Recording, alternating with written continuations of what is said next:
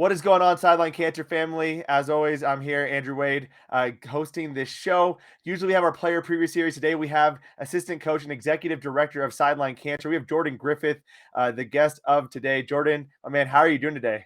I'm doing pretty well. Can't complain. How about yourself there, Andrew?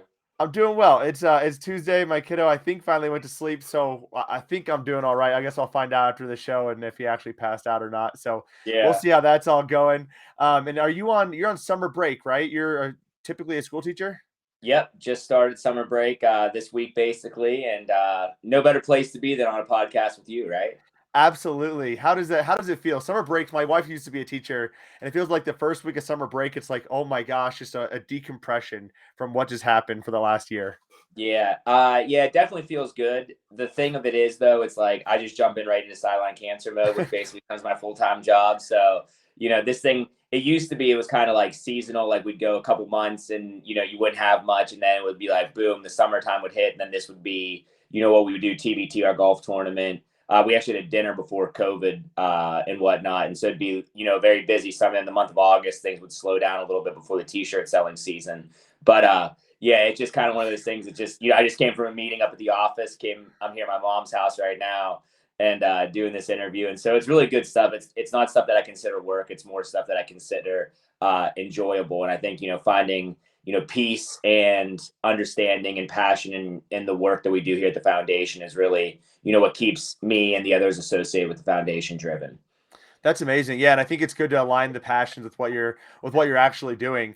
From the school teacher perspective, we'll get into Sideline Cancer in a second. It sounds like you're a 12th grade social studies teacher. Is that correct? Yep.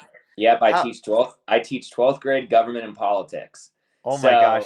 yeah, long story short here, my first year teaching out of college, I taught this same class. Actually, I was a long-term sub. And, when I'd ask kids like, hey, are you Democrat or Republican? I would say maybe 2 to 3 knew. And then maybe one of those actually knew why. Today, everybody knows. Like, there's not a single kid in my class that doesn't know. Like, from day one, like I'm teaching about, because the curriculum hasn't necessarily caught up to what actually, Yeah. students actually know and understand. They know it right from day one, whether they're Democrat or Republican. And what's crazy about it is it's like, screw you if you don't believe the same way that I believe. And so it creates a pretty crazy dynamic in the classroom sometimes that you got to really like tiptoe lines and whatnot. And I always say, my kids never know, what political affiliation I have. Like, my job's to be the middleman for them, to kind of, guide them, as to, this is what a Democrat believes, this is what a Republican believes, and this is how our government works. And this is why people, believe it the way that they do. And so, yeah, it's definitely changed from my first year teaching, which was almost a decade ago, to now, where it's so much more polarizing. It's wild to see that change really impact your classroom because I remember being in government 100%. class like 15 years ago, And 16 it years was the ago, most and boring class you took. yeah, it was terrible. I mean, Yeah. I didn't learn hardly anything. No one really cared. No one really knew. And you're absolutely right. Anyone who did have a political affiliation was They received, probably because their parents. The yeah, parents or said, they were I'm like, this. oh, yeah, you care about politics? Like, what's your problem? Now it's like, wait, you don't care about politics? Yeah. Yeah. It's crazy at how 10 years has done that. Do you like that? Do you like that from a school teacher perspective to Yeah, have the more diversity and the more polarization and I guess argumentative type of points you have? I mean, probably more of like let's facilitate things as opposed to let's teach things. Let's try to get people to talk to yeah, each other type of stuff, right? yeah. And what's nice is that like we actually, like, I used to, my first year teaching, I would always show the student news, and it was, this guy Carl Zeus, he would talk about the events of the day, and we talk about why they were important. Well, now when we watch it, the kids know why it's important, and that's the biggest thing is we're able to follow the events as they take place now. Whereas before, I almost felt like I was forcing them. Now it's like I can walk into school one day and be like, hey, this event took place, and kids will tell you, well, this is why it happened, and I agree with it or I disagree with it. And we watched Joe Biden's State of the Union or Donald Trump's State of the Union back in 2019, and they were were able to sit there and discuss it, and most of the kids had watched it the night before. Whereas before they'd be in class and they'd be like this, watching the State of the Union. And now it's like they're sitting there glued, like cheering or booing, and you're like, "Oh my gosh, this is crazy!" But yeah, the engagement's so much better now than it was 10 years ago. And so I kind of like the climate that we're in politically, honestly, from a teacher's perspective. Yeah, I mean, you don't typically have students that engaged at the high school level in any class, especially government. So Yeah, that is pretty impressive to see. Pretty cool for you to be able to teach and see yeah, that progression from the first year to now, which I think is pretty cool. Speaking of progression as well, that's a really interesting segue for me. But yeah. It is. progression wise, TBT, Sideline Cancer, you've kind of been coinciding. Sideline Cancer started in the TBT the very first year. As TBT has grown, you've also seen Sideline Cancer in the basketball program grow as well. What has that growth meant for you, and what has kind of been your involvement in that growth? Early on when Billy Clapper came to us back in 2014 and said that he wanted to start, a sideline camp or a basketball team that's going to play for, greater purpose. My mom was all in from day one. Back in 2013, 2014, I didn't have as much of a say in the foundation. Not necessarily as much of a say. I just didn't participate as much. I was still rather young. I was still trying to find my first job, honestly, and I was Yeah, more focused on that. And I wanted to become like a basketball coach, teacher, those type of things. And I was more focused on that agenda. And then as TBT started to grow and the popularity of it, I would say it was around 2015, 2016 that I really started to get involved, because Billy was not only putting together the roster, but he was also going around collecting votes. And, when he made his move down to Florida, he went to a place where he didn't really know a whole lot of people. So to collect the votes to get in, because we weren't getting in based off of the talent of our roster early on, especially. The main thing that I did, along with the help of others in our community, was going around and collecting those votes, similar to like what Albert talked about, in yeah. his podcast, that I watched yesterday. And so we kind of, figured out a system, each summer or each spring, I should say, that was going to allow me to collect the votes, which got us into TBT, which allowed Billy then to build the roster. And, I remember having calls with Billy about, how the vote getting was going, and then how he was constructing the roster. And then over time, that just kind of gradually evolved into, hey, the votes no longer matter. Well, Billy, I'll help you start constructing this roster. And then Charlie really started to get involved. And now it's Matt Crawford, and now it's Albert Veracallo. And this team approach is really important for us, because it is a lot of work. Like if we were to go back and, if we were to be right now saying, we want to start a team, it's really difficult, because you have to have a lot of relationships already built up. And I think, in a way, TBT is kind of experiencing that right now. Whereas if you look, 2-3 years ago, there were like 110 teams that applied. I think this year there's only like 70 some. Oh And, wow. the rosters are getting harder to compile, because, you look at it and you just go, okay, this is a big time commitment. It's a financial commitment as well. And on top of that, I need to develop these relationships with players. Like, if we're going to go and be the 8 seed, is it really worthwhile? And so, over time, we just kind of collectively as an organization grew. And that's the neat thing about Sideline Cancer is, what we allow is for people to bring their talents to, whether it's TBT, AAU, our golf tournament's a prime example of that. Our golf tournament and TBT are very similar in its story, where, it started very small. I remember the first year we had like 10 teams in our golf tournament. We're about to hold our golf tournament next Friday. And we sold it. We were only allowed to have 32 teams. We have 34 right now, and it's sold out a month before the event. Whereas we That's used to be going amazing. around and be like, hey, please come golf in this golf tournament. And Yeah. TBT is kind of the same way with the caliber of player that we're getting, right? We have people that reach out that, 4 or 5 years ago, we would have never turned down. Now we have to say, like, hey, sorry, like, we're going a different direction. And then Billy and I and Charlie will look at each other and go, like, I cannot believe we just turned that person down. 4 years ago, we'd have been begging for that person to play for us. So it's kind of the way Sideline Cancer's evolved over time. We concentrate less, on like the money and more on the mission, and, spreading the awareness. And TBT gives us a great platform to do that. That's super cool. I wasn't going to ask this question, but I'm curious. What are some of the expansion plans for Sideline Cancer? You talked about the golf tournament having 34 teams. You said. Yeah, the 34 teams. Yeah. Do you have any plans to offer multiple golf tournaments, go around the country?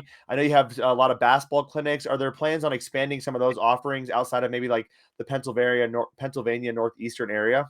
Yeah, I think, what's weird about Sideline Cancer is this: a lot of organizations and foundations, get caught up on the amount of money that they raise, right? And ours is honestly less about the money that we raise and more about the awareness that we spread. So the money that we raise is usually a lot less. It's not usually, it is a lot less than some of the big other pancreatic cancer organizations out there. Like, when Albert came in and met with us about a month and a half ago with his family, when you first get into this arena, you think it's all about money raised, money raised, money raised. But like the truth of the matter is this, like, there's foundations out there that just last month raised over $11.8 million, right? In like one event. And you say to yourself exactly that, like, that's the reaction that you get is wow. But then you say that amount of money's been raised, but when Luann Baracallo got her diagnosis, it's the same diagnosis that my dad got a decade ago. You have 2 to 6 weeks to live, go home and die. My dad was lucky; he lived 19 months. Luann got a couple of months, right? So you ask yourself this question: is it really about raising the money, or is it similar to what breast cancer was able to do in the Susan G. Komen and obviously the money came with it eventually. Yep. But can you make pancreatic cancer recognizable?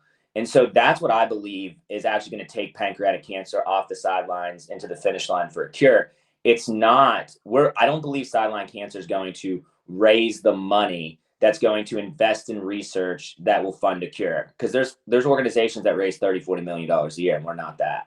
But I do believe that we have the brand that can eventually link up with these organizations that makes pancreatic cancer attractive. As Albert Baracallo said in the last podcast, and my mom always says, pancreatic cancer is a viper. There's nothing attractive about pancreatic cancer. And what we're trying to do is make pancreatic cancer attractive so that people realize that it is the viper, that is a killer. It's a second leading cause of death amongst all cancers, and that we can actually do something by simply playing the sport that we love. So when we actually look at the growth in this, it's actually not about raising more golf or doing more golf tournaments, raising more money. It's actually about like building the AAU program, because on the national scene, Sideline Cancer and the TBT spreads the general awareness. But what the AAU organization allows us to do is to connect with the individual patients that are affected by not just pancreatic cancer, but all cancers. And we've had multiple success stories from the AAU where people recognize us and go, hey, are you associated with, Sideline Cancer and the TBT? Oh, you are? Okay, I want to learn more. And so our growth is actually focused right now on AAU, which actually won't bring us in any money. It'll bring in more awareness. That's a super interesting. I think when I talked to your mother about it too, it's a multi-pronged approach. You Yes. obviously need the money, but you need the advocacy as well. Without the advocacy, And the money she's doesn't really mean a lot.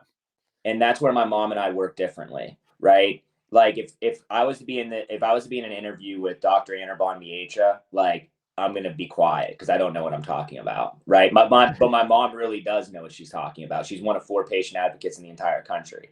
She knows the medical side, and she came from being a dental hygienist, and so that shows you what passion can do. That just because you have this piece of paper that says you're going to be you're a dental hygienist doesn't mean that that's what you're limited to. Like she jumped into this and figured it out pretty darn fast. Whereas if we were to jump into a meeting with an MBA executive, more chance than none, it's going to be Billy, Charlie, and I doing that talking. Whereas she's just kind of more of the, I was kind of called the Nittany Lion in those situations. We're Penn State fans around here. She's like the mascot in those situations. And so, on the basketball side, we focus the branding on bringing awareness, but on the advocacy side, like, you get the random calls from people in like, Massachusetts or Maine, and you're like, you don't pick them up on your phone. Well, my mom does, because those are usually random patients calling her to say, hey, this is my situation. What can you do to help me? Like, I know that I have terminal cancer, or, maybe they're one of the rare ones that don't have terminal cancer, and she's able to guide them in the correct way, in the correct manner. And you'd be surprised at how many people have come to her, I should say, because they watched us on TBT or watched us on ESPN in the TBT. That's super cool. So you have the advocacy, you have the awareness, and you have the Yeah. money. The money obviously is coming from other organizations. That's really cool. And did you? I guess The money comes. Oh, you mean in the overall totality of it? Yeah. overall totality, Yeah. Yeah. yeah. I mean, from that standpoint, it sounds like other organizations are raising significantly more money, but they're not maybe doing nearly as much from a awareness or advocacy standpoint. Whereas all 3 of those things are needed to try to tackle this and get this off, as you said, the sideline and then across the finish line. So what, I guess from a TBT perspective, did you all expect this kind of growth? I mean, TBT was a brand new concept when Billy came to you. It grew quite a bit from year to year to year, but now it's a premier event to some degree. I mean, it's something that I wasn't necessarily watching TBT back in 2014, 2015, starting 2016, 2017, 2018. And really when Matt came to me and was like, hey, I have some ideas, I'm going to put together this team, that's where I started getting involved. And now I love it. I watch every game. I have my buddies into it. We're watching every single game. It was the first time I heard about, honestly, it's the first time I heard about pancreatic cancer and people doing anything about it. Cause I obviously saw Steve Jobs, Patrick Swayze, but I didn't think anything out. I'm like, okay, I don't know what that is. And that's all I left it with. And then I saw Sideline Cancer down in Wichita playing Kansas. I was like, what is this team and what's kind of going on here? I did some research and I was like, oh my gosh, this is really cool. So it's weird how all those things come full circle, but it's also pretty cool to see the growth. And I have personally experienced that as well and seeing that awareness and advocacy. Did you expect all of this? I guess I should say. You know, a lot of times we look at things and go, what is the growth potential? And, you know, I'll just give you a, you know, brief like summary, like with regards to AAU basketball, some people say to us, like, why are you getting into AAU basketball? Like, why are you wasting your time? Like, it's such a bad culture. You know, it's kind of a me. And I tell people a lot of times, like, that's why we're in it, because you don't get into something because it's perfect. You get into something because you believe you can make a difference in it. And we believe that we can change the outlook that people, or change the view in which people have on AAU athletics based on our I can attitude and believe always spirit, that together we can do something that's greater than the sport. And so with regards to TBT, I think Billy's initial vision on it was to demonstrate that professional basketball players can come together with a greater purpose. And the best example of that is, if we'd have won TBT the first year, the $500,000, all the money was coming to Sideline Cancer. But then as TBT grew, we recognized that we're not going to be able to put together the best team possible if all the money that is won comes to the foundation. So then it was half. And then it was like, hey, it's going to be $100,000. And then, you know, we're going to start paying for flights and things like that. And so over time, we started to recognize as TBT was growing that we had to adjust our strategy, you know, from our original strategy in order to be able to spread the awareness. And I think that's really like, you know, we go from talking about the money being the important thing, which early on in the foundation, that's what we thought was important. We genuinely believed that the money was what was going to make a difference. Now we realize that we have something that can spread awareness, and we've realized that TBT is the greatest platform. You know, to show you the growth that TBT's had, we played in front of the lowest attended game in TBT history, which was 17 people. You know, Whoa. you fast forward 5 years and you were out in Wichita and witnessed this. You know, in 2019, we played in front of 6,500, then a sellout against Wichita State, which was 8,000 people.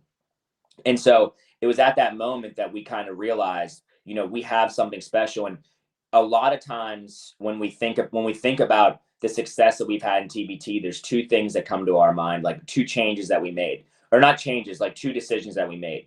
Decision one was bringing in Jermaine Marshall, who unfortunately passed away back in 2019. Like, we were out in Wichita playing in honor of his, of him passing away from heart disease.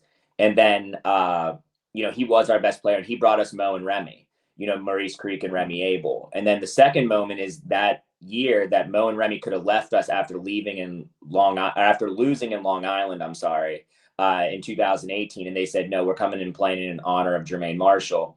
And then the team that year brought in Marcus Keene. We played in front of a huge crowd, so on and so forth. We had great success, and that allowed us to get in the 2020 bubble. And then that from there has really propelled us to where we are now, that we're kind of, more of an elite team in TBT, and we kind of pride ourselves on, our guys wanting to come back year over year.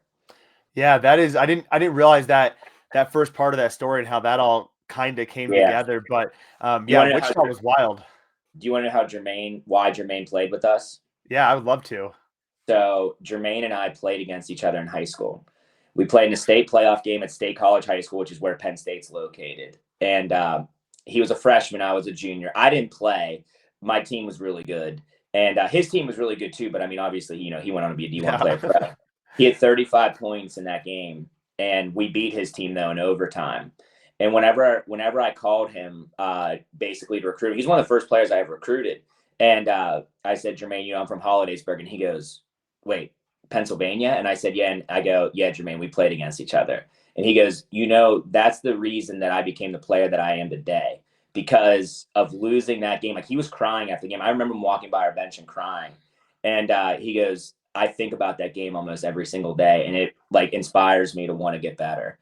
And it was from there on out, like, Jermaine and I were very, very tight. And then, like, unfortunately, like, he passed away. Yeah. And it's kind of his remnants on the team are still really felt, though, especially through Maurice Creek and Remy Abel. That's amazing. Yeah. What a cool story. And I also think so one of the themes outside of just awareness and advocacy for pancreatic cancer that I've been hearing from almost every player I've talked to on Sideline Cancer is, and especially when I talked to like Albert yesterday as well, Yeah. you find these little things and you turn them into positives, or you find these big things that are negative, you turn them into positives, or you find these things that maybe most people would go past and wouldn't think of, and you find a way to make it a big thing and really motivate you to kind of succeed in a different way. I like that, like Albert had multiple very big events in his life that a lot of people would crumble from, and he's Yeah. taken it and built DuBois' dream. And he Mm-hmm. wanted to play in Sideline Cancer, but he couldn't, so he created his own team and played in Yeah. TBT. Mo was in Ukraine and And came back over think here and about has a whole new thought on life, essentially. you want I you mean, want to hear a crazy one? yeah, So if we never recruit Jermaine Marshall, he never brings us Mo and Remy. After Jermaine dies, if Mo and Remy decide to go play for like a blue blood in TBT, we'll call it, like a more elite team than ours, yeah, then Mo never gets that opportunity probably in the 2020 bubble, which means that the lieutenant colonel who eventually got Mo out of the Ukraine never would have met Maurice Creek. There's a good chance Maurice Creek's still in the Ukraine if we never brought on Jermaine Marshall. that's wild. Yeah, there's more to that story because the lieutenant colonel he came up for a free sideline cancer clinic last summer, inspired by what we did in the TBT 2020 bubble. Mo was there at that clinic, so Mo drove 3 hours from DC. The lieutenant colonel drove with his son 2.5 hours from Gettysburg in order to get to Little Hollidaysburg, Pennsylvania, in the middle of nowhere. Like DuBois is very similar to Hollidaysburg. Like we're both Yeah, like kind of in the middle of nowhere. So here you have two people that traveled 3 hours because of one shot that was hit the year before, inspired by, this idea of sideline cancer and this I can attitude and believe always spirit. The lieutenant colonel left the clinic and told his son, we're no longer going to be, I'm just going to call them the Gettysburg bucket getters because I don't know what their AAU team name was. yeah. We're going to be sideline cancer next year.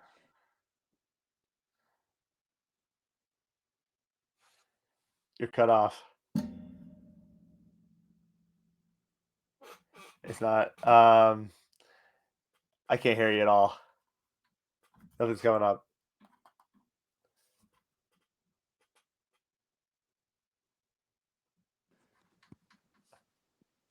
Oh, no. There you go. I can hear you now. Okay, there we go. Yeah, so Yeah, I'll just cut I that said, part. dude, I just gotcha. Yeah, I'll just kind of finish it with this. Like, there's a good chance that Mo's still in the Ukraine, but because people came together because they believe in this mission that we have, and really at the end of the day, our mission, yeah, it's to take pancreatic cancer off the sideline into the finish line for the cure, but it's more to unite good people around a good cause with an I can attitude and believe always spirit. I love that. I think that's a perfect way to kind of wrap up that piece of the conversation. And man, some of those stories are just I didn't realize all the background of those stories. And when Yeah. I since I've been working a little bit with you all and talking to the sideline cancer players, one of the things they mentioned off camera is about the familial aspect of it. And I feel like it is as a team thing. I talked to my wife. I'm like, this is really cool. What helping out with and what we're working a part of, and like what the ultimate goal is, I think is pretty cool. And I've noticed it even in my short couple of I would say 2 months of working alongside Yeah. y'all with doing this, which has been pretty cool. Yeah, and you're very valued. Like I watch these, and you're really really good at what you do. And I that's appreciate we that. try to recognize people that have talent and can bring different different avenues into sideline cancer. That we never really thought were possible before. Like we started like a kid came to me in school and said he wanted to take some pictures for sideline cancer modeling, and like kids started doing it, and now it's taking off. And it just we kind of allow people to do with sideline cancer as they so please and to use their gifts and talents to make a difference in the world. I think that's absolutely amazing, and I definitely appreciate the opportunity to be able to do this as well. So let's turn into a few superlatives. Cannot speak today. What is your Yeah. favorite superhero? So I'm not a big like superhero. I don't even watch a lot of movies. I watch a little bit of television, but not as much. I'm busy. But You I would sound have to like it though. say, what'd you say? I you sound. I mean, between I know how busy teachers are, and then obviously doing this Yeah, on the side as a full-time gig really is yeah. And I incredible. was a high school basketball coach too, up Oh until man, this was my last year being a high school basketball coach. So I don't get a ton of time to watch movies, but like when I was growing up, like I always enjoyed watching Iron Man. Always enjoyed watching the Batman movies. If you ask me which one are my favorite, I don't know if I'll be able to give you an answer on it just because I don't know the titles of them all. But I get more consumed in like real world superheroes. I guess you would say more so yeah. than anything else. Like when you watch the E60 stories, like I tend to gravitate towards those type of people that have been battling adversity, similar to like the Albert Baracalo experience, my experience with my dad passing away. And so real life superheroes are usually more of the people that I tend to gravitate to more so than anything else. I love that. I mean, it's something that you can do, you can replicate, you can see being Yeah, possible. Whereas the superhero, we're like, man, if only I could fly or be invisible or have super strength. Um, yeah, like it's not yeah. not not a realistic type of thing. Yeah, it's sometimes too, like I look at like characters in life and I compare them to like the guys on our TBT team. So like my mom and I always call Eric Thompson Samson from the Bible. He's just got that crazy strength. And then Marcus Keene's kind of like the little engine that could.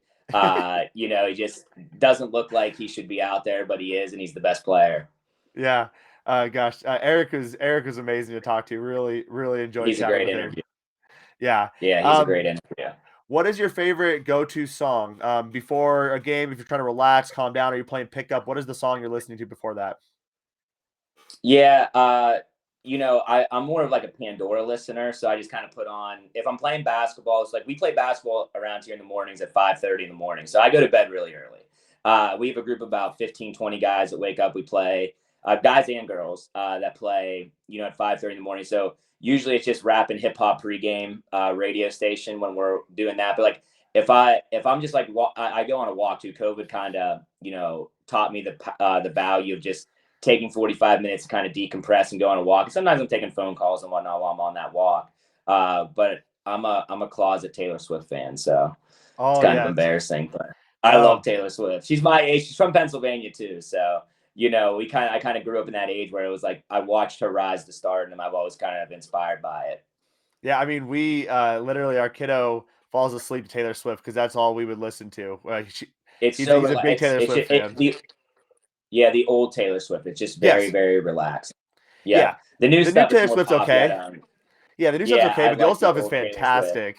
Yeah, yeah, like Our Song and Love Story. I could listen to this all Yeah. day. Actually, I literally random tangent. My wife and I got married 7 years ago. Actually, our 7 year anniversary was yesterday, and we had some guy uh one of our friends' dads was actually filming it on camcorder. We didn't have like a videographer, just a camcorder. And I finally got a hold of the Yeah, camcorder tapes, got those converted digitally, and then created a wedding video for us. And the first song on there to like starts the movie was Our Song. So yep, just great song. yeah, T Swift recognized everywhere. What is your favorite thing to Yep, do? This is going to be a tough one. So, what is your favorite thing to do outside of basketball and teaching? So outside of the two main things you kind of work on, what is your favorite thing to do? definitely golf. Definitely golf. So I try to golf usually like 3 4 times a week or so. And I walk whenever I play too. So I used to not walk, but I like during the pandemic you kind of had to, and then I kind of fell in love with it because it's an incredible workout. Like walking 18 holes is, especially around here where it's really really hilly. You're walking up a mountain, holes 11, 12, 13 basically, and it's a great workout. But that's definitely I would say that's my go-to is if I can get a 2.5 hour, 3 hour round in, I try to do that at all costs. I love that. What's your handicap? I don't keep a handicap, but if I had to take a guess, it's probably a 5. If I'm shooting normally, like in the summertime, like I'm scoring between 78 and 80, That's with low amazing. like my low with my low being around 75. On a tough golf course around here too. Like I play at the best golf course around here. That's amazing. Scotch Valley shout out. That's where our golf tournament will be. Scotch Valley shout out. I love that. If I could shoot 100, I would be so happy. So Yeah. kudos to you. What is your Never had a favorite golf food item? lesson either. Really? My favorite, yeah, never had a golf lesson. And my golf team was so good in high school, I wouldn't have even made my golf team. Two guys like almost made the PGA Tour, like they're crazy good. Wow. Yeah, it's Hollidaysburg nuts. representing. Yeah, we won a state championship. Yeah, yeah. Everyone Man. says that's the only sport we're good at is golf because we're a bunch of cake eaters around here, and so golf's the only sport that we can possibly be good at. Minus the 1 year that I was in high school, we were good at basketball. So, but my favorite food, I would probably say is I really like eating Chinese food, like all Chinese food. I really like it a lot. I try not to eat a ton of it because it kind of makes you a little fat. But yeah, definitely anything Chinese food. I usually go with chicken and broccoli with the brown sauce. It's my go-to. Yeah, I didn't realize, like, I always think I'm eating chicken, so I'm like, I'm being healthy, but I look at like the content of it, like orange chicken from Panda Express. I'm like, this is actually really bad for you. Like this is not good for you at all. Not good. No, that's my Sunday go-to is usually Chinese food. Like I allow myself to splurge a little bit more on Sunday night. So I like that. And the final question, the one I ask everyone is pineapple on your pizza, yes or no? 100%. I don't get it very often, but I do like it. Back whenever I was in 8th grade, that was like a popular thing, the Hawaiian pizza, and I like Hawaiian pizza. Man, not my go-to, but I will eat it. All right. I just never understand the people who do like pineapple on the pizza. I just don't get it. Like it's just not made for pizza. It makes it sweet. Yeah, it makes it sweet. I don't know, man. It's different. It's different. I like it.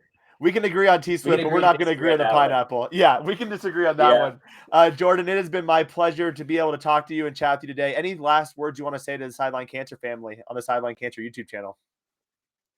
No, just thank you guys for your continual support.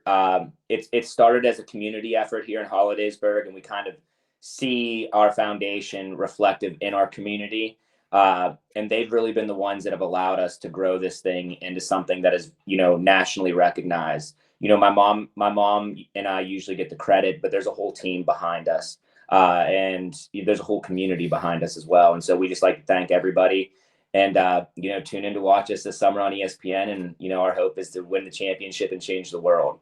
That's at the end of the day, what we really want to do is to, make our imprint on the world. And we believe that the TBT provides a great platform for that. So believe always, everybody, and thanks for watching.